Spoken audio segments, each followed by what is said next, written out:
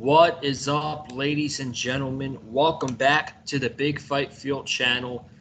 It's been over a week since I've made a video here on the Big Fight Field channel, but we're back where we speak the truth, we're honest, and we give our takes on AEW.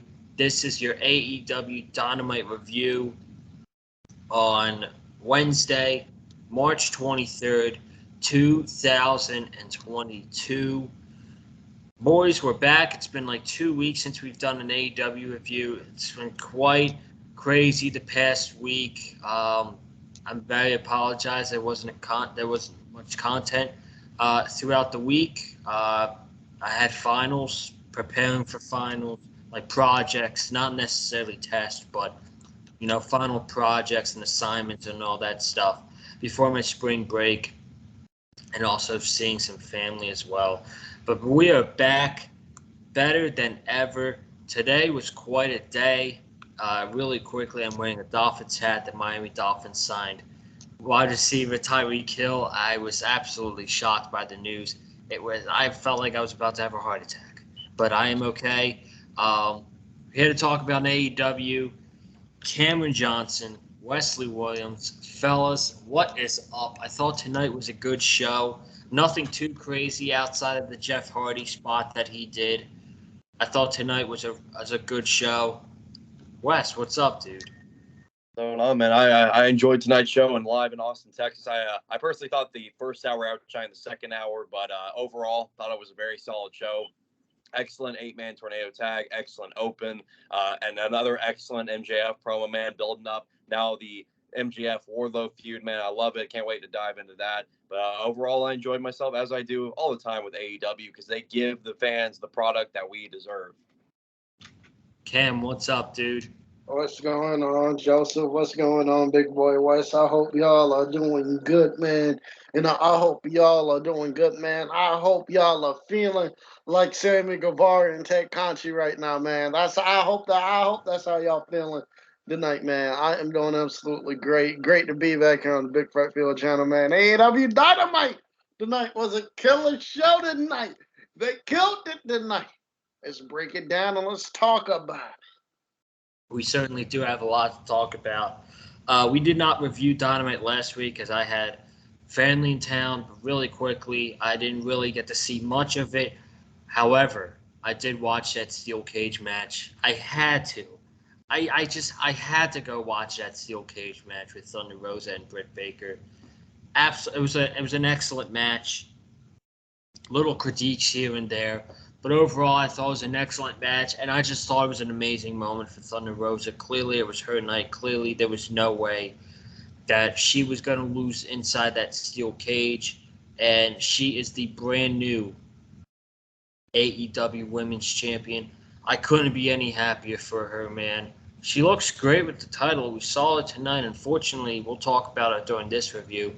Unfortunately, her segment wasn't really that great tonight, but her win last week was excellent. I'm very happy for her. She had so much confetti.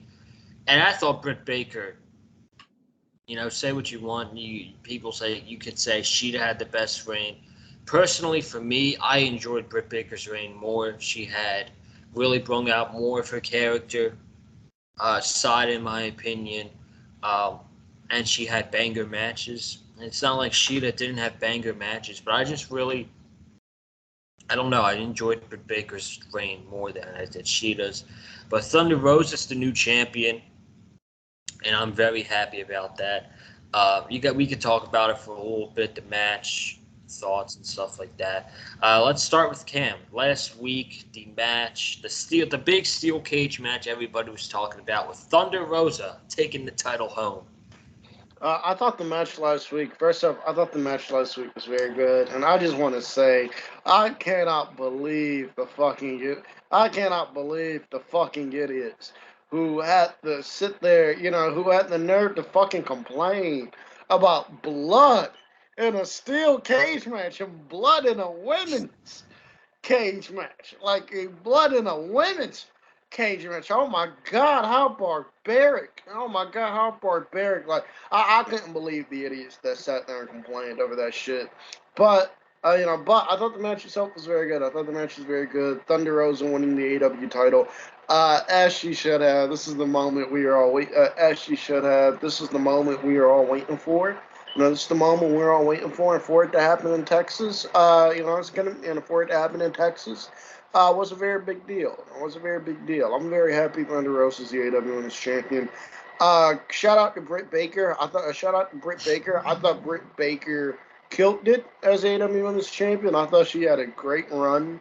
And I thought she had a great run there. I thought she killed it. I thought her matches were really good. I don't understand, a lot of the Britt Baker hate online. I don't really understand a lot of the Britt Baker hate online. The woman is fantastic. She might not be the best wrestler in the world, but in the ring, she might not be the best wrestler in the world, but she doesn't have to be. But she doesn't have to be. That's not to say she's a bad wrestler. By no means is she a bad wrestler, because Britt Baker is the real deal. So shout out to Britt Baker for holding it down as the AEW Women's Champion. Wes. Yeah, I loved last week's steel cage match for the women's title. The entrance by Thunder Rosa too with the mariachi band, I thought that was an excellent touch. I love that, man. I mean, that pretty much. I mean, if you didn't already know Thunder Rosa was winning the title that night, I feel like that entrance alone signaled to you, yeah, hey, she's winning the title tonight. So like, yeah. I think a complete fool to not know that she was winning the title, but it's okay, because this is the type of predictability that is great, because we knew that Thunder Rosa was about to get the biggest achievement in her entire career, and it's a well-deserved achievement too. Couldn't be happier for her. And Britt Baker had a hell of a reign as women's champion, man. I mean, I bragged about her a lot, the amount of improvements she's made, when ever since she first started in AEW up until, the time she won the title, and then throughout her reign. I mean, she's just gotten better and better and better. Yes, she's, Cameron's, like you said, she's not the best wrestler in the world. We don't have to, sit here and say that, but, overall, she did what she needed to do within her reign, and she got others over, and she got herself over, and she ended up having a dominant reign as women's champion, and I commend her for it. And I don't think it's the last time we'll see her with that women's title. I do believe she'll definitely be a champion again one day, but right now it's Thunder Rosa's time, and definitely looking forward to seeing how this reign goes for Thunder Rosa. Again, it's a great big achievement for her, and I couldn't be happier for her. Yeah, I knew, like, if y'all didn't know that Thunder Rosa was going to win beforehand, she freaking had her entire face paint, her white face paint on. She had the big Mexican hat. She had the flag. And you just knew right there she was going to win. Did y'all watch the Road 2 for this Wednesday's show? They was basically talking about Thunder Rosa's win and how her journey, like wrestling on YouTube in front of 20 people. It was actually really good for 6 minutes that it was. If y'all haven't watched it already, I would recommend it. But yeah, those are. I just wanted to get that out of the way because it was a big topic and we weren't able to talk about it last week. But let's dive into tonight's show, which opened up in what is, by the way, one of AEW's best crowds, Austin, Texas. Such a great crowd, man. Y'all are one of the best crowds AEW has. Open up tonight's show with CM Punk and Dax Harwood. Just a nice, it was a nice professional wrestling match, man. Just sitting back, watching two men go to work who were very, very good at what they do. It was just nice to sit back and watch a great professional wrestling match. We saw the Ass Boys in the crowd trying to get up in FTR's face, and that bothered them, and then they left. CM Punk didn't get the win with the GTS, got the win with the Anaconda Vice after tapping out Dax Harwood. He then signals he's going for the strap. He did the same thing at the pay-per-view, I think, and now I think it's pretty clear what CM Punk's next direction is. And also for FTR, with them basically kicking out Tully Blanchard like we talked a couple weeks ago. And last week we got a tease of maybe Bret Hart coming into AEW and managing FTR. Could we possibly see a face turn for FTR? I'm not so sure. I don't know, man. It's gonna be It's going to be insane. It's going to be crazy. But I thought tonight's match, great opener. I really enjoyed it. Cam. I thought this was a really good. I thought this was a really good match between CM Punk and Dax Harwood. More Dax Harwood singles matches, please, please. More Dax Harwood singles matches. The dude is out. The dude is amazing. Dax Harwood is amazing. Well, I thought this was a really good match to open. But I thought this was a really good match to open up Dynamite tonight. It looks like all roads are leading to Punk and MJF. Looks like all no, not Punk and MJF, excuse me, Punk and Hangman, excuse me. Seems like all roads are leading to Punk and Hangman at Double or Nothing for the AEW title, and that's the biggest possible match they can do in Vegas, right? That's the biggest possible match they can do in Vegas right now. That's definitely the match I would go with if I were them. But I thought this is a great match. And FTR going babyface. It's hard for me to see them as baby faces because I don't think they've ever been baby faces in their entire career. Like they were heels in NXT, and then they were heels on the they were heels in NXT, and then they were heels on the main roster in WWE. So I think this would be like the first time FTR would ever be baby faces. But I could see it.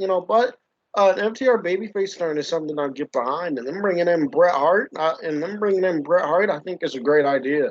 Then bringing in Bret Hart, I think is a great idea. So I love it. I love it. I thought this was really good stuff. Wes. Yeah, I thought this was a great opening match. I agree with Cameron wholeheartedly. More Dax Harwood singles matches, man. I mean, the dude excels in singles competition. I mean, he's not only excellent in tag team matches. I mean, he's shown here and he's shown with that match against Pac, too. That was another awesome match right there that he really does very well in singles matches as well. So, man, I would not mind more Dax Harwood singles matches. But, yeah, I thought this was a great open. We pretty much knew Punk was going to get the win here. But, yeah, with the when it comes to the FTR potential face turn, I'm in the boat of I think they are turning them face. I feel like ever since they dropped Tully and they're, talking more and more about their own families and talking about more how they wrestle from the heart and everything, that these sound like babyface promos to me. Like these don't sound like heel promos. These sound like these guys are, doing everything they can to, fight for their families, fight for themselves, and just, reach the very top of the tag division, to be the very best. And even last week, the Young Bucks were clowning them backstage. And so, of course, the Young Bucks are heels. So it's like, and now we're probably going to see, we're now next Wednesday, we're going to see Gun Club and FTR go out, and Gun Club's a heel tag team. So I really do think that they're turning them face. And if Bret Hart is coming in to manage them, I think that's excellent. Obviously, FTR are huge supporters of Bret Hart. So I think it goes hand in hand here. And, Bret Hart being a manager for those two will be just awesome to watch. So I honestly hope it does happen. But I kind of was watching this match too, and I think today, if y'all didn't know, today's the 25-year anniversary of Austin versus Bret Hart at WrestleMania 13. So I think this match was kind of made to pay homage in a way to Austin versus Bret Hart. It wasn't like a big high fly match. It was just very old school, kind of grounded. Both guys just beating the crap out of each other. And of course, you saw Dax Harwood in the middle of the match hitting the sharpshooter on Punk. So I think this in a way paid homage to Austin versus Hart, which obviously one of the biggest moments in wrestling history, one of the biggest WrestleMania moments for sure. I mean, it pretty much catapulted Stone Cold into the superstardom. The big double turn, him and Bret. So I think that was really cool there. But yeah, this was a great way to open things on Dynamite tonight. Absolutely. I 100% agree. And the thing that I thought was going to close Dynamite was actually the 8-man tag, because it's been a focused storyline for the past couple weeks with the AFO against Sting, Darby Allen, and the Hardy Boys. Tonight we had an 8-man Texas Tornado tag match. Kind of the same. I mean, not the same. They had a 6-man at the pay-per-view. Tonight they had an 8-man. It was Sting, Darby Allen, and the Hardy Boys against Private Party, the Butcher, and the Blade. And man, this was chaos. Absolutely chaos. Brawling in the crowd. You had Andrade coming in out of nowhere, hitting a steel chair to Darby Allen. Then you got the Butcher swinging Darby Allen just guardrail to guardrail, back and forth, and then throwing him down the stairs, man. Oh my gosh, Darby Allen. I don't know how the guy does it, man. I really do not know how he does it. And then you have Matt Hardy with Private Party in the ring during commercial break. Matt Hardy um, gets hit in the head with a trash can. He starts brawling with Private Party all the way up to the ramp. And they get so far up to the ramp where Matt Hardy is going to do a twist of fate. But again, he gets a low blowed by Mark Quinn.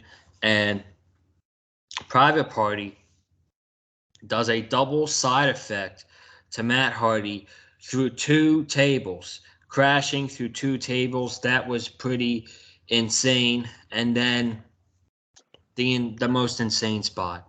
So these guys are fighting in um, the merchandise line. You got all the fans surrounded there. You got Sting and Darby. You got Jeff Hardy. You got the Butcher and the Blade. You got Sting, who took out the Blade and put him on the table. You got the Butcher on the table, and there is a ladder being set up. And I thought, oh God, Sting is going to jump off a ladder, isn't he? Although it wasn't Sting, it was Jeff Hardy. Jeff Hardy climbs himself on top of the ladder, and he doesn't jump off the ladder. He actually jumps off a goddamn wall. He jumps off a wall and does a swanton bomb to the Butcher and the Blade through two tables.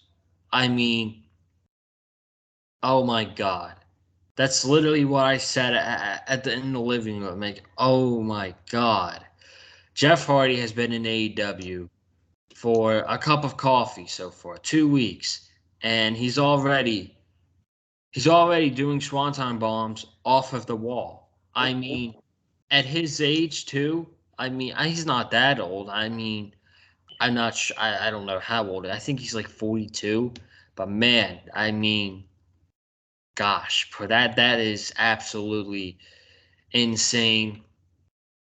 And then you got Sting and Matt Hardy finishing off Private Party, a double team of the Scorpion Death Drop and the Twist of Fate. Matt Hardy pins Mark Quinn for the 1-2-3, and the baby faces, the Hardy Boys, Sting, and Darby Allen, get the win over the AFO. That was absolute chaos. What a match that was. Do I think it was better than the match at Revolution? I'm going to say no. Maybe a little biased there. I don't know. But I'm going to say no. But man, that was a lot of fun to watch. A lot of fun to watch. Let's start with Wes. Yeah, this was definitely an excellent Tornado 8-man tag. Definitely my favorite match of the night for sure. I do think the 6-man was better at Revolution. And then also this match tonight was a lot quicker than the one at Revolution, but they had to work with TV time, so I understand. But I thought everything these 8 men did in this match was excellent. Sting jumping off a turnbuckle onto everybody on the outside was insane to start things off. I mean, that was just the start of the match. Once I saw that, I was like, man, we're in for a treat. This is going to be insane. And then, of course, the Jeff Hardy spot over in the merchandise area, jumping off the wall. I mean, just insane stuff, man. I mean, Jeff Hardy's in his 40s and he's still throwing his body off of so many different obstacles, man. It's just unbelievable, man. I mean, I'm so happy he's with AEW now, man, and I'm happy he's aligned back with Matt. You know, it's just like the Hardy Boys being back together. It's just gonna be a lot of fun to watch going forward. But yeah, this was awesome all the way through, and I very much enjoyed it. Just chaos all around, and yeah, Team Hardy, the Hardy Boys, Darby and Sting prevail with the win. We got Darby versus Andrade next Wednesday. That should be awesome as well. So I'm liking this. You know, I mean, this is a feud that involves like the AFO, where I'm like actually like intrigued by it because it's got a lot of different people in there that I really like, and it's gonna be probably more chaotic from here. But I'm definitely looking forward to seeing the Darby versus Andrade match next Wednesday. But yeah, this was excellent tonight. Cam? Well, I just want to say shout out to Jeff Hardy, who finessed his way out the Fed. I just want to say that. I just want to say that. Shout out to you, Jeff. And my boy finessed his way out the Fed and right into AEW. This was a really fun match here. I didn't even take notes for a match like this, man. You can't even take notes for a match like this because so much shit happens. This was like a 8-minute long spot fest, and I loved everything about it. This was a ton of fun, and I loved everything about it. This was a ton of fun. Jeff Hardy jumping off stuff. That's to be expected. I am surprised that we got it. We got that shit way too quickly. I thought he was gonna at least wait a month, 2 months before he jumps off something. Nope. Jeff Hardy's been in AEW for a week, and he's already jumping off stuff. Absolutely love it. This was a great match here. The only criticism I have about this match was the finish. I know the finish they're trying to go for. Sting was trying to catch him with Scorpion Death Drop, but I think they should have changed course with this finish here because Sting trying to hold Sting dropped him and him trying to hoist him up for that Scorpion Death Drop while keeping him in position. I thought that looked very bad. So I thought they should have caught an audible there. But that's my only complaint about this match. This match was fun as hell. My God. And like Wes mentioned, we're getting freaking Darby Allen against Andrade next week on Dynamite, which I'm very, very excited to see. That should be an absolute banger. Now, it's what Cam said with Jeff Hardy. He did say that, the Jeff Hardy had an interview on the Hardy Boys podcast, basically explaining his story and talking about how he didn't feel valued in WWE and stuff like that. It's nothing new. And we know last week you could just see how happy Jeff Hardy was in the ring with Private Party, and he's happy tonight. And I'm just happy for Jeff Hardy, and I think he's already valued in AEW right now. He's already creating moments, So. Yeah. Hey man, I'm just letting you guys know right now. If you guys are ever in a situation where one of you guys is getting jumped and getting the hell beat out of you, I am going to make sure I do my dance before I help you guys. I'm going to make sure. If you guys are ever in a situation where you guys get jumped, I'm going to make sure I do my dance at the top of the ramp before I come down to the ring. And before I come down to the ramp to save y'all. That's all I'm going to do. But yeah, I Jeff Hardy's completely justified with his opinion. It's just like, of course, I saw a bunch of stupid WWE stands online because of course they're always going to be there talking about, well, WWE made you into the star that you are. Okay, so if your employer just treated you like shit and put you in the background and put you in dumb storyline here and dumb storyline here, but you in dumb match here, you just be fine with it. You just be cool with it. Okay, glad to know that you are just a little bitch and you just love being treated like one at your job. So, and you don't stand up for yourself. See, Jeff Hardy stood up for himself and he got out when he did. And you might not like it, but it happened. And he's in a company now where he's actually going to be treated like the legend that he is, because Jeff Hardy is a legend. But WWE fans are going to be like, well, he's not a legend anymore because he left WWE. He left Vince McMahon. He abandoned the company that made him. Just shut up. Move on with your life. Okay, he's with AEW now. He's happy, and he's with his brother again, which is what him and Matt ultimately wanted. Because family is kind of an important thing. Being with your family is kind of a big deal. But I guess that doesn't mean anything to you out there. But whatever. People will continue to be salty about it. But us real fans know that this was the best decision Jeff Hardy could have made to end his career on the biggest note possible. So there you go. Hey man, last thing I want to say about it before we move on. Jeff Hardy should have been treated like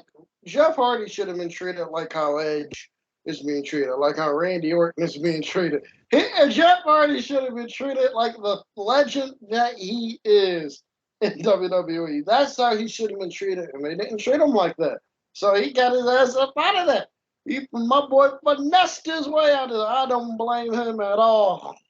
Yep. It is just, yeah, like because him chasing after the 24/7 title was great. That was great, right? That was such great storytelling right there, man. Jeff Hardy in the 24/7 title picture. I mean, my goodness. I mean, you couldn't get any better than that, right? Yeah, get out of here with that nonsense. Come on.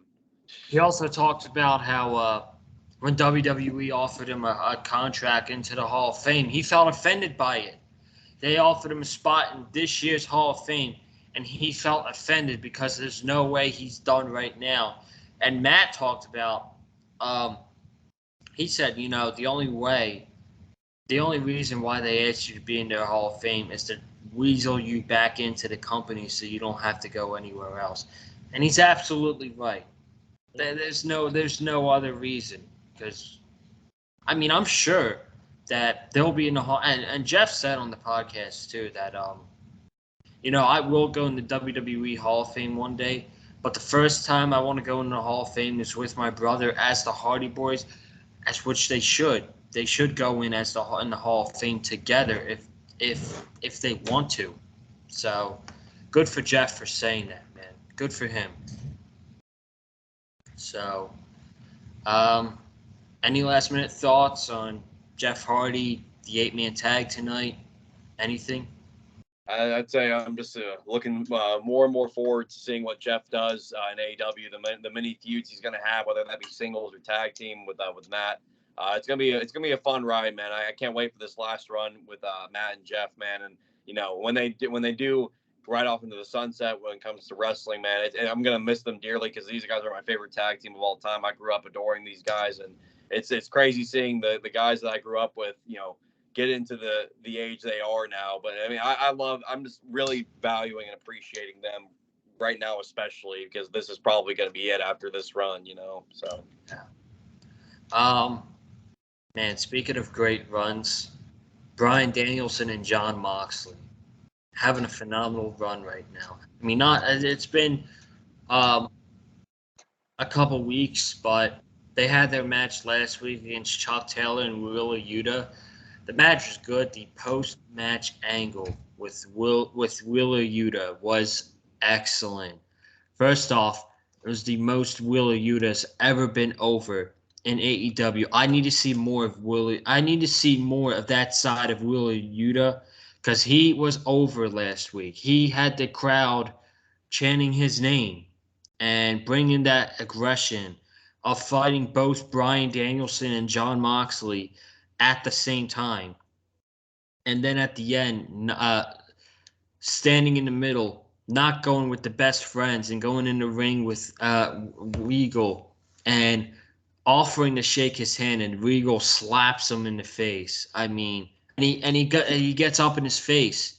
I mean, dude, I probably watched that clip on YouTube like 3 times. I'm not gonna lie. I hope Wheeler Yuta joins that faction. He is going to benefit so much from being in a faction with William Regal, Bryan Danielson, and Jon Moxley. I want to see it so bad. I mean, hey, before we talk about the match, if any of y'all want to talk about what happened last week, go ahead. Hey man, I just want to say, I'm in agreement with you. I need that Wheeler Yuta. I need Wheeler Yuta in this faction too. And William Regal with the talent he about to round up, man. Oh my God, bro. Regal about to be like Belichick leading the Patriots to the Super Bowl, bro. My God. He gonna get that talent round up. Oh my Lord. This is gonna be incredible. Like, let us see it. And that's slap Regal game. My God. My Lord. I love how Wheeler Yuta just got right up in his face as well, and it's like that didn't bother me a bit. I thought that slap was a wanted chop when I saw. He just slapped the shit out. I was like, damn. Wes? Yeah, I loved every bit about the Wheeler Yuta stuff with the Jon Moxley, Bryan Danielson, William Regal duo or trio there. Yeah, I would love to see Wheeler Yuta join up with Danielson and with Moxley and Regal. Because honestly, I mean, Yuta's not really doing anything in Best Friends. I mean, if anything, he's probably like the least important member of the group when you look at everybody who's within that faction. I mean, Danhausen's a part of it now, and Danhausen's like even he like immediately got more over, because like the second he stepped foot in AEW. But I love the fact that last week people saw what the performance Wheeler Yuta was giving in that tag team match, and they acknowledged it. And because of that, he got massive Yuta chants. I mean, like that's probably the first time ever we've heard fans chant Yuta like at all, like not even like just like that loudly, but they just chant Yuta at all. So I love that for him, man. The guy's great. The guy's the same age as me as well. So it's cool to seeing this raw young talent come on in and just get pointers from the older veterans and stuff, man. And Moxley and Danielson have talked about they want to, Danielson, the whole vision, speaking of John Moxley when they were having their feud, was that he wants both of them to look after this younger talent and take them under their wing and train them under their wing. And now they got William Regal there, who's, one of the most underrated wrestlers in all professional wrestling, man. A guy who should have won a world title at some point in his career. But I love it, man. It's building for the future. Ultimately, at the end of it, it's building for the future, and I love seeing it, man. And Wheeler Yuta's the start. I mean, I could see a lot of other guys come on in and join Moxley. And I can see a Lee Moriarty coming on in there. Who else that comes to mind? I mean, maybe even get some female talent. I guess maybe a Sky Blue. Who knows? We can see female talent come on in and join this group, man. I mean, this could be a very fun, very dangerous faction when everything's all said and done. But for right now, I'm loving this Moxley Danielson tag team, man. These guys gel so well together, and man, I mean, especially after like watching tonight, man, it's like, gosh, I really hope these guys get a tag title run. A tag title run with Moxley and Danielson would be just a treat. And so I'm really enjoying all this, and it's like it's putting Moxley and Danielson over, but at the same time, it's building up the younger talent. So it's a win-win for everybody. Tonight. Oh, go ahead. I'm sorry, Joseph. Wes, you said them adding somebody like a Sky Blue. I'd love to see that, but you know who I'd love to see in this faction? Layla Hirsch, man. What do they take Layla Hirsch under their wing? Oh, my Lord. Go. I think that'd be better personally. Because to me, even though Moxley's a babyface, they come off as heels to me. They get a big babyface reaction, don't get me wrong. But I don't know, man. They just have that heel presence. Am I wrong? I think it's probably both ways. It's like they're kind of maybe they're like a tweener tag team. It's like they get the babyface pops. They kind of are baby faces still, but the way that they're not like cookie cutter or anything. They're still rugged. They're still tough. I mean, and we've always known this about Moxley and Danielson, man. These two guys don't mess around. They will kick your ass if you provoke them in any way, or even if you don't provoke them, they'll still kick your ass if they just feel like it. So I'm probably not focusing too much on like whether they're face or heel. I'm just I'm enjoying the ride for the most part, and I think it's just I think it's awesome. But again, seeing all these other talent that they could recruit other than Wheeler Yuta, it's going to be a lot of fun to watch. It's going to be very interesting. So, absolutely. Tonight, they had a match against the Varsity Blondes, Griff Garrison and Brian Pillman Jr.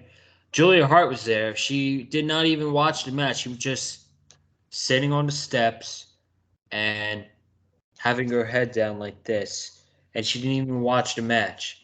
It's like I didn't even know she was there, to be perfectly honest with you. But Mox and Danielson, they did their thing. They kicked their asses, and Moxley got on a microphone and praised Lord William Regal, as that's what he called him. He called him Lord William Regal, and basically said the same thing he said a couple weeks ago. If you stand in our way, you got to get you either step up or you get stepped on. And these guys are good, undefeated. I can absolutely see them for the tag team titles. Decent match here against the Varsity Blondes. Any quick thoughts on the match? I thought it did its job. Varsity Blondes got a little bit of their stuff in. But Moxley and Danielson, we ultimately knew was going to win. The stuff with Julia Hart's very interesting still. I definitely I think she's going to be leaving the Varsity Blondes and eventually probably going into the House of Black faction, because ever since he took the miss to the eye from Malachi Black, everything's changed with Julia Hart. And if you've been watching Dark and Elevation as well, you constantly see this change more in Julia Hart, like in her matches that she has on Dark, or whether she's there on the side for Varsity Blondes. I mean, she's definitely not the same Julia Hart we remember before she took the miss to the eye. So I think definitely a heel turn is coming for Julia, and I honestly do think she'll join in with Buddy, Brody, and Malachi in the House of Black. So. Yep, I do too. I absolutely do too. So, we had MJF. We had MJF come out, cut a great heel promo again. What's new?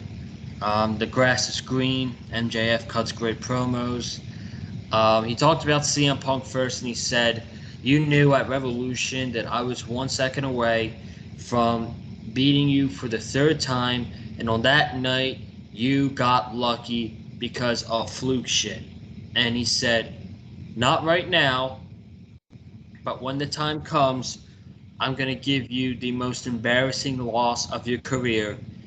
And I'll say when this is over, when I'm at your funeral and I'm pissing on your grave." I don't know if I'm wrong for doing this, but I kind of laughed when he said that, man. I'm like, Jesus God, that was funny. That was funny. And then he talked about Wardlow, and he called Wardlow Pig or Piggy. I think that's what he called him. He called Wardlow Piggy. He talked about how he met Wardlow 3 years ago, and Wardlow signed the contract to be MJF's bodyguard, and agreed that he doesn't work under AEW. He works for me, and he did this to himself. After he costed me the biggest match of my life at Revolution, so I costed the biggest match of his life last week, where he came up short to Scorpio Sky. He then talks about Wardlow just asking MJF to release his contract, which MJF thought was funny. He's like, "I'm not going to release your contract. I'm going to make your life miserable. You know how I'm going to make your life miserable? I'm going to pay you."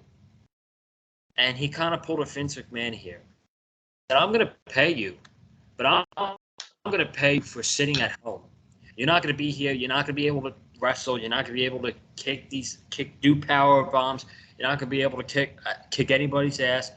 I'm going to pay you for sitting at home with that family of yours.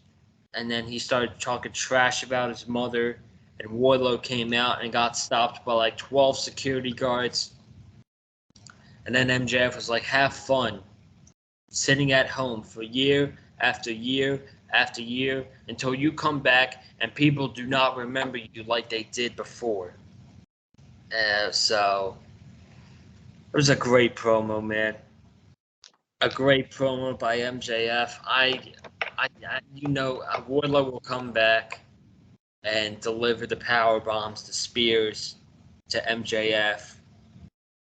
We've been saying this all along. I can't wait for that moment when that happens, man. That is going to be electric. This was a great segment. I really enjoyed it. And MJF is going to make Wardlow one of the biggest baby faces in AEW for years. Let's start with Cam.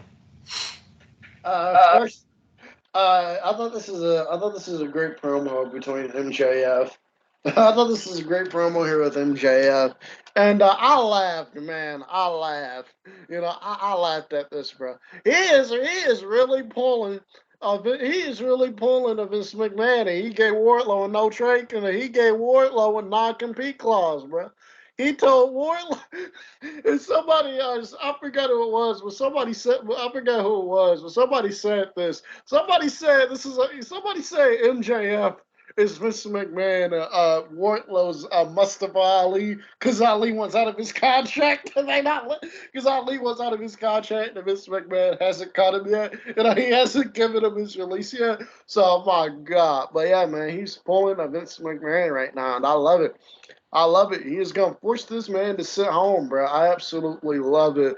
I absolutely love it. I laughed. I laughed my ass off at this. I thought this is. Well, I thought this is a great promo here. But I thought this is a great promo here between these. But I thought this was a great promo here between these guys, and I cannot wait to see Wardlow beat the piss out of these guys. I had to beat the piss out of everybody in the Pinnacle. Also, two things I'm wondering here now. One, since MJF said the Pinnacle is still a thing, I wonder if FTR is still a part of the Pinnacle since they're about to go babyface. And is part of is still part of the Pinnacle since it looks like they're going babyface and how FTR break away from them. So I'm looking forward to that. And two, Tony Khan.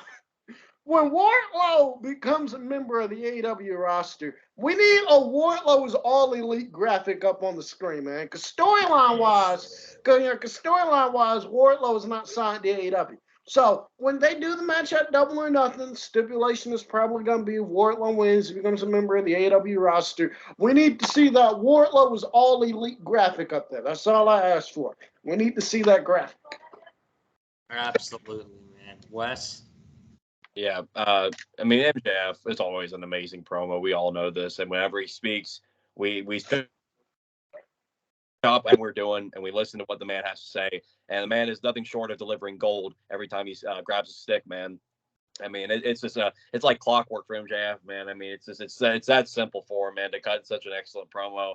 And I love it, man. And I love that he, told Wardlow, I'm going to keep paying you to stay at home. I mean, just keep really building up that tension. And when Wardlow eventually does get his hands on MJF and on Shawn Spears, he's going to absolutely destroy them. And it's going to be the most beautiful thing, man. And again, man, I mean, the Wardlow chants were loud and proud in Austin tonight, man. I mean, the guy's over, and AEW did an excellent job of getting him over with the AEW audience, man. You love to see it.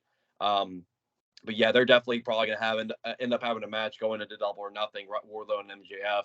But I'm loving this already, man. I mean, it's just Wardlow is already an over babyface up against the dastardly heel and MJF. And FTR, yeah, they got the Gun Club next Wednesday. I just talked about it just a little bit ago. I do believe is transitioning into the babyface role. So I do believe, and so MJF says the Pinnacle is fine, but it might not really be fine because FTR, I don't know what's going to go down next week, if they're just going to win against the Gun Club and that's that, or what, maybe MJF, maybe FTR wins and MJF tells FTR to punish the Gun Club even more or something, or I don't even know, but yeah, I do believe that there's going to be like an official split of the Pinnacle. Maybe MJF will still have Shawn Spears there to help him out, because obviously Shawn Spears is still faithful to MJF. But FTR, I think, is trying to do their own thing at this point. And then Wardlow, of course, we know, is no longer with the Pinnacle. He's leaving the Pinnacle, but he's still under MJF's power. So, yeah, man, everything about the segment did its job. It was awesome, and I cannot wait to see what more they have in store with these two guys. Absolutely. I imagine they keep Wardlow off television for a couple weeks, and he comes back maybe in 3 weeks. He absolutely beats the shit out of MJF and Spears, and it gets a big reaction. Sorry for the yawn. I'm tired. So we had Adam Cole, Bebe, against Jay Lethal. Little nice run back to their ROH days. They had a really good match tonight. Jay Lethal, man, such a great professional wrestler. He's wrestling on the ROH Supercard next Friday, which is Tony Khan's first show under ROH, and he's wrestling Lee Moriarty, man. I think that's such an underrated sleeper match, man. They're gonna kill it. They're absolutely gonna kill it next week. But man, tonight, really good match against Adam Cole. Nearly had it won, ducked a buckshot, and then the referee got involved with Fish and O'Reilly on the outside. Adam Cole gave him the low blow into the boom. 1, 2, 3. Adam Cole wins. He then sits on the turnbuckle and he says, Hangman Page got the lightning bolt of lucky at Revolution, and we will face each other again for the AEW World Championship. Why? Because I deserve to be the AEW World Champion. And when I do, I'm going to shove that lightning bottle right up his ass. Hangman Page then comes out. They brawl. He takes a low blow. Jurassic Express chases him off. And Adam Cole was holding the World Championship, which, by the way, he looks phenomenal with that AEW World Championship. Did he steal the championship like Brody Lee did to Jon Moxley? I kind of think so. I think that might be something they will be for a little bit. Yeah, I think because Excalibur said he's got Hangman's title or something like that. So I kind of think they're going back to their roots with that Brody Lee storyline with Jon Moxley when Brody Lee stole the World Championship. But hey, man, we got another Battle of the Belts show coming up in a couple weeks. If you want to do Hangman and Cole, the only match on that show for 60 minutes, I got no problem with that at all. After the classic they had at Revolution, I got no problems with that at all, man. So, let's hear from Cam. I thought this went. First off, I thought this was a very good match here between Jay Lethal and Adam Cole. I'm happy Jay Lethal got this spot here because I understand that we have to be patient with a lot of these guys. The roster's so big, you can only feature so many of them. But to be honest with you guys, before this match was announced, I forgot Jay Lethal signed with I forgot Jay Lethal was signed. To be quite honest with y'all, when I saw that graphic of Jay Lethal and Lee Moriarty, and then I saw the graphic on Dynamite tonight, I completely forgot Jay Lethal was a contracted. AEW talent. So I'm hoping we see more Jay Lethal featured on Dynamite instead of a Dynamite here and a Dynamite there. I'm hoping this is the start of seeing him featured more on television. But this is a great match. Great match between Jay Lethal and Adam Cole. And can everybody on the AEW roster please buy a cup, bro? This is a low blow in this company every week. Every week somebody is getting low blowed. Please, for the love of God. I know Tony Khan pays you well. It ain't gonna kill you if you go over to the local Dick's Sporting Goods in whatever town y'all in and pick up a cup, bruh. It's a low blow in this company every week, especially Adam Cole. Adam Cole loves low blow people. I don't know what's going on over there, but Adam Cole especially loves doing low blows. But please put a cup on. AW roster, please buy a cup. Okay, that's all I gotta say. If you have a match against Adam Cole, be sure you're wearing a cup. It's just it's mandatory that if you're wrestling Adam Cole, you need to wear a cup. So, looks like we're getting another world title match with Adam Cole and Hangman Page. But we went into Layla Hirsch and Red Velvet, who apparently had a match Friday night on Rampage. I did not watch that match. So we got them again tonight. I thought the match was all right. It was fine for what it was. Layla Hirsch gets the win by cheating again over Red Velvet. She then puts in the armbar, and out came Chris Statlander with her new look, which I think she looks phenomenal, man. I really when she ditched the green face paint and all that stuff, and she just has the black hair with the blue part of her hair. In my head, I'm like, they are going to start building her up to be the next TBS champion. I can already tell it. Man. But she looks great, and I'm pretty sure she'll have another match with Layla Hirsch before we get to that inevitable TBS title match against Jade Cargill, what I think will happen at Double or Nothing. But Wes, thoughts on the match? Yeah, it was fine. It was a fine match. I figured Layla Hirsch was going to get the win here with Chris Statlander being banned from ringside, and So and that's exactly what she did.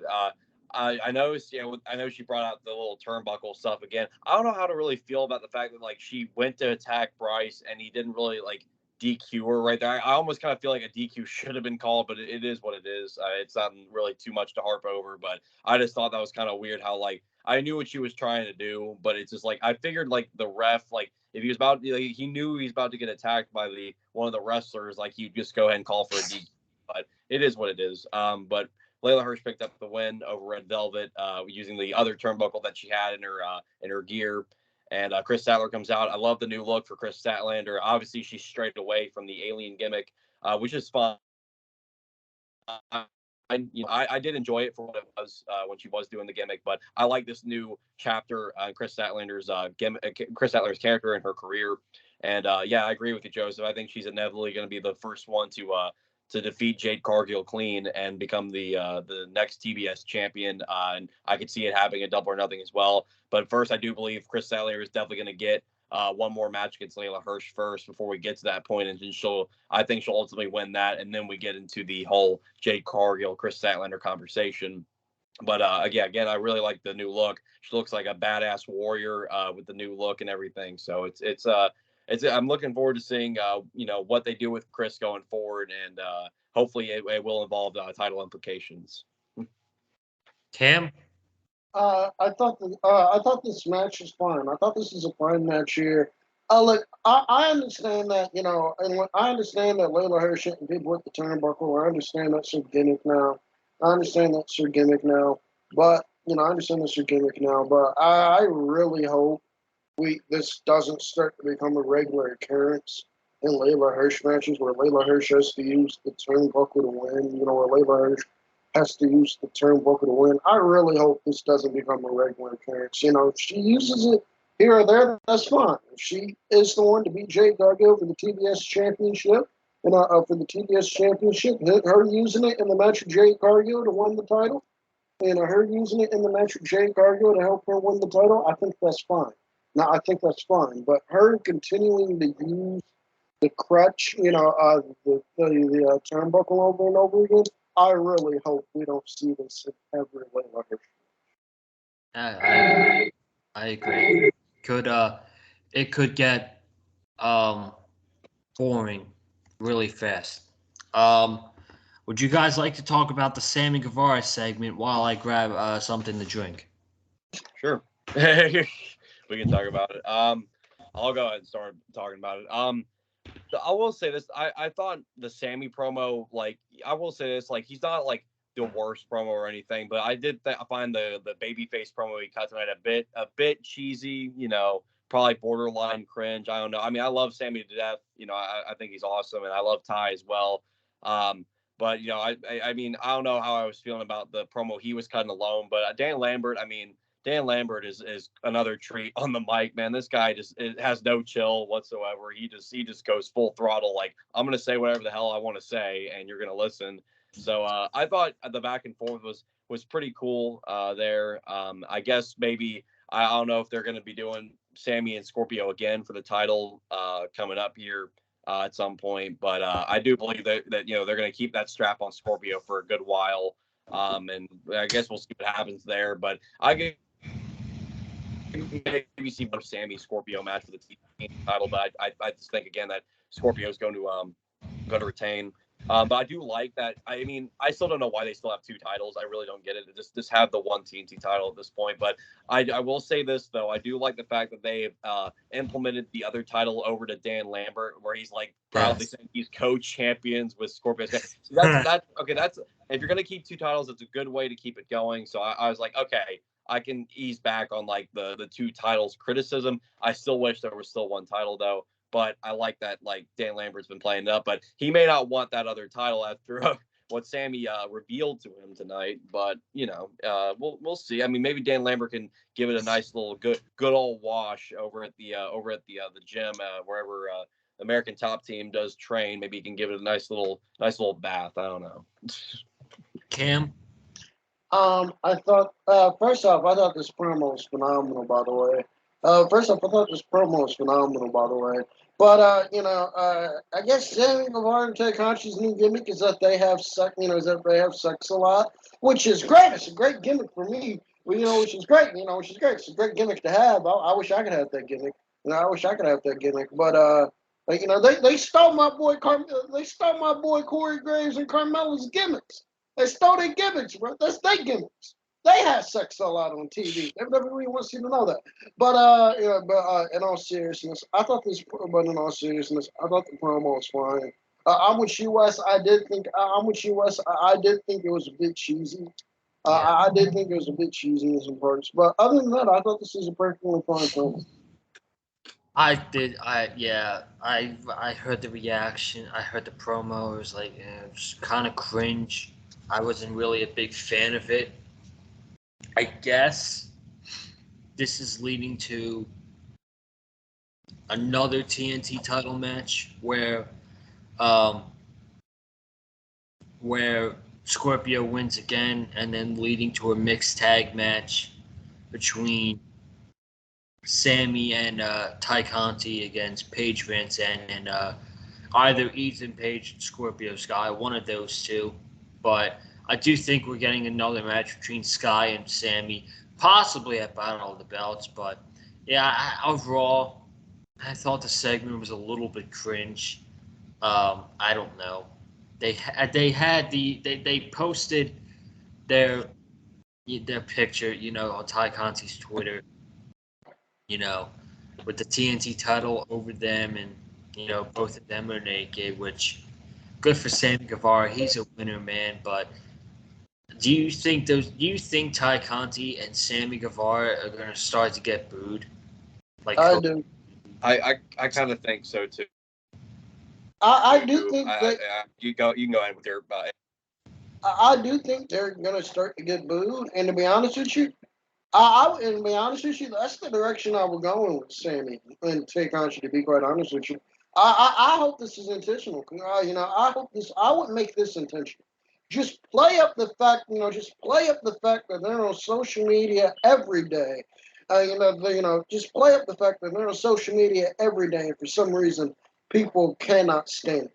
Play up on that fact. I would go in this direction. I would turn Sammy and Tay Conti into just the annoying couple on the roster, because I think Sammy Guevara is in desperate need. Because I think Sammy Guevara is in need of a heel turn. To be quite honest with you, I think is in need of a heel turn. To be quite honest with you, so I would run with it.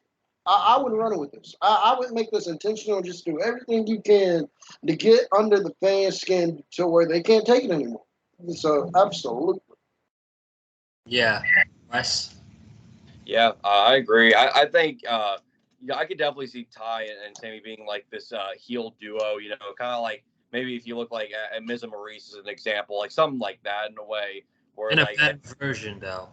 Yeah, better version. Yeah, exactly, better version. But that's kind of using it as an analogy in a way. But I think this would be a way better version for sure. But yeah, it's just like kind of that pretentious, very arrogant couple that it's like, hey, look at us, look how great we are, look how happy we are together, and it gets under the fans' skin so much that they have no choice but to kind of like slowly but surely turn both Ty and Sammy, and it's like we were talking about with this promo. Sammy as a babyface promo, it just doesn't seem to be working so much. It seems like when it comes, like, Sammy's of course great, we know how great he is and everything, but it does seem like when Sammy's a heel, he is better, and he's a more over character when he is a heel. Like, of course, we'll have the babyface pops for like the big stunts that he pulls within the matches and stuff.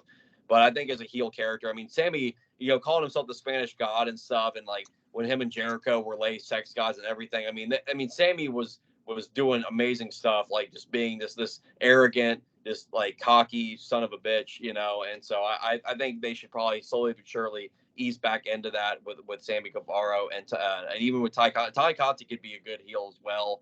I think she was even a heel some in NXT for a little bit when she was over there. So like it could work. I mean, we'll see what happens. I mean, it could be like a power couple thing. Or another good analogy is probably Edge and Lita. When Edge first won the WWE title and everything. I mean, that whole stuff going on with Edge and Lita. I mean, they were on top of the world on Monday Night Raw.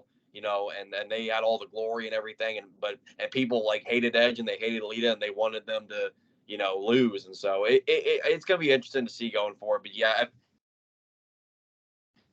I think Ty Conti Sammy with fans already kind of thinking like, oh, this is cringe. Oh, this is not really working for me as a face thing. Like maybe just transition into a heel thing as time goes on. So.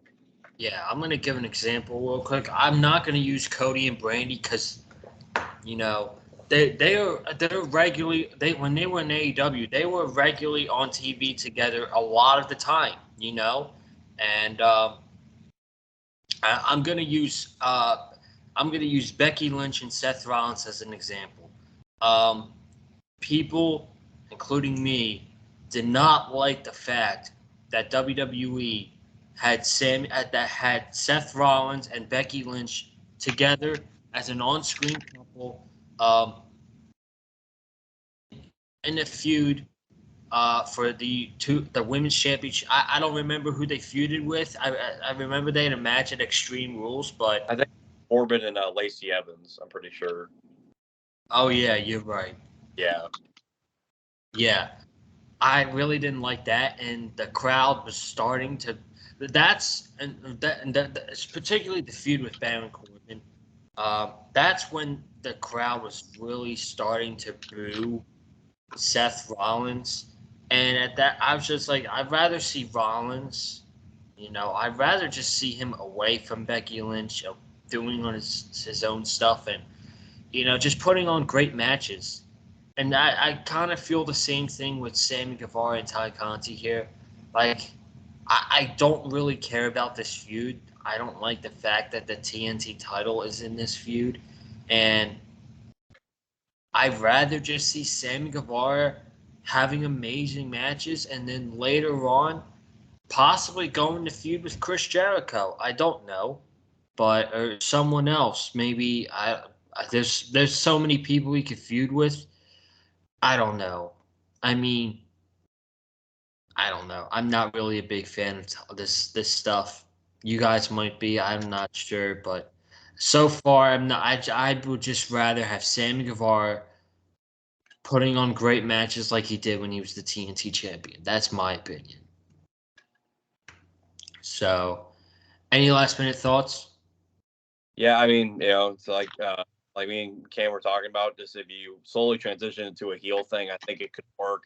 But I couldn't see AEW really going full throttle with the route that WWE took with Becky and Seth, because they weren't trying to even turn them heel. They just wanted to throw some cheesy, love story crap in our face and like, oh, look at the amazing babyface couple and Becky Lynch and Seth Rollins. Oh, they're so cute together. Oh, look at them succeed together. It's like it really derailed a lot of the momentum that Seth Rollins was gaining, quite a few years back, and like when he was holding the Intercontinental title and stuff. I mean, and then you had the whole mess at Hell in a Cell with Bray Wyatt and everything. I mean, it's just, it really was just another thing that just derailed Seth Rollins' momentum. And, if I can't see AEW doing the same thing that WWE did with Becky and Seth, and they do here with Ty and Sami. So I think it's best that if they're going to keep this going, try and slowly transition it into a heel thing and have them be like, the annoying heel couple that, is just going to keep rubbing their love in people's faces and the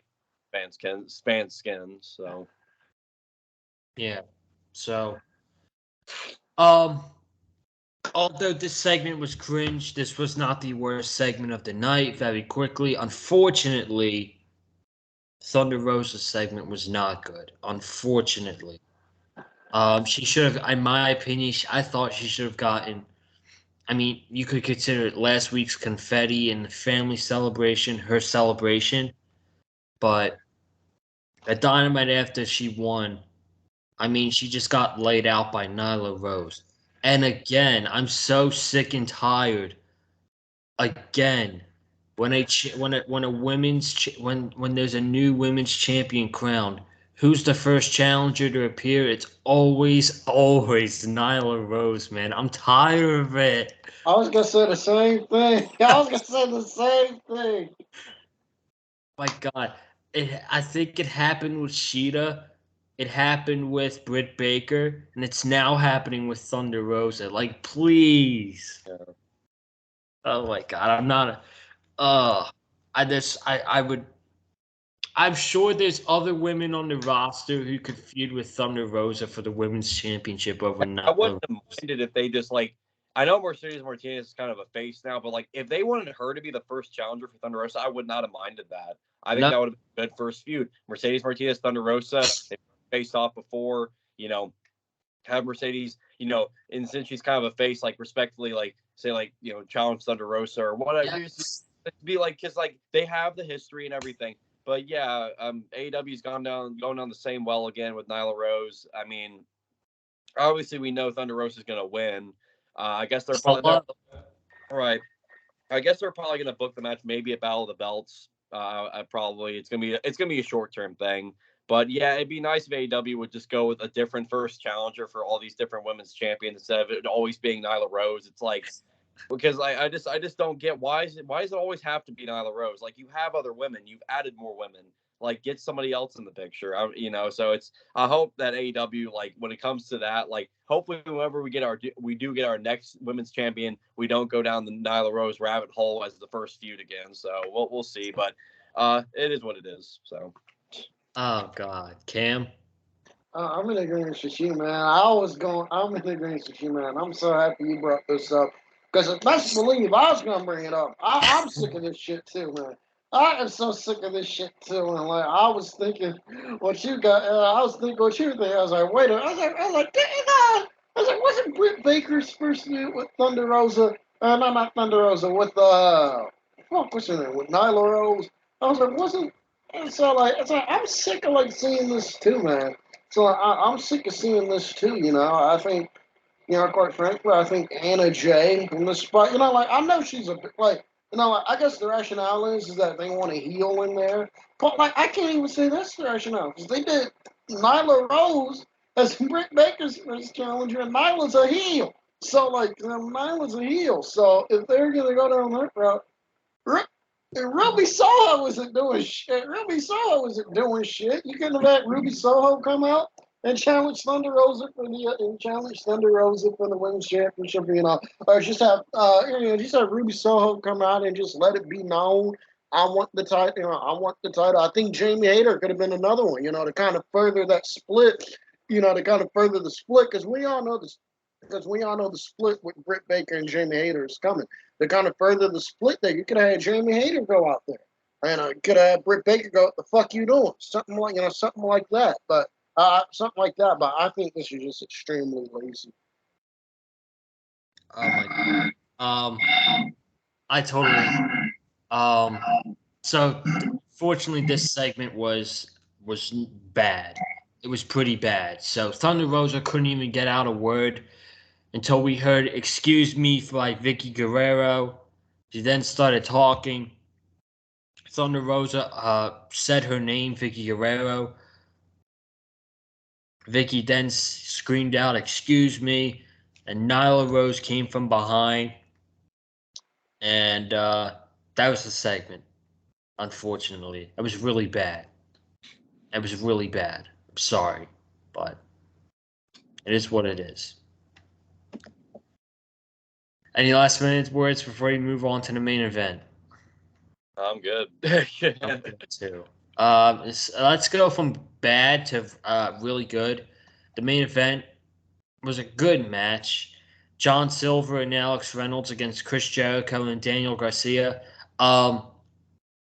We are 2 weeks in with the Chris Jericho Appreciation Society. The first week when they formed the faction, I didn't know if I was going to be a fan of it. I'm now totally in. Dude, last week's promo, when Daniel Garcia got on the microphone, he said, "You're sitting here calling yourself a sports entertainer." He's like, "If you're going to call yourself a sports entertainer, well, then I am too." I got fooled, man. Dude, I really thought for a second that Garcia was like going to slap him in the face or something like that. But then he just stood there. It's like, you know what? I'm going to be a sports entertainer too. And this faction is getting so over as heels already. You want to know why?